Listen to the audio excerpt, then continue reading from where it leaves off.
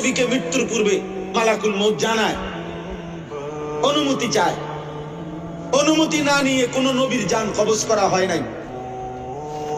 তো ইব্রাহিম আলাইহিস সালাম বললেন, আজরাইল, আমার একটা ছোট্ট প্রশ্ন আছে আল্লাহর কাছে, তুমি একটু জিগাইয়া আসো।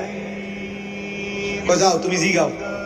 তো আজরাইল মালাকুল মউত বোঝাচ্ছে, বলেন, তো তুমি গিয়া বলবা আল্লাহর কাছে, আয়াকবিজুল খলিল রূহা খলিলিহি, আল্লাহকে জিজ্ঞাসা করবা গিয়া যে ইব্রাহিম জানতে চাইছে কোন বন্ধু কি বন্ধুর জান কবজ করে?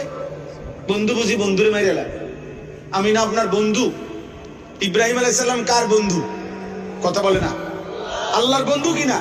তো ইব্রাহিম আলাইহিস সালাম বলতেছে, যাও গিয়া জিগাও কি বন্ধু এটা, বন্ধু বন্ধুরে মারতে কয়? বন্ধু বুঝি বন্ধুর জান কবজ করে? সুবহানাল্লাহ। আল্লাহ তাআলা তখন বললেন,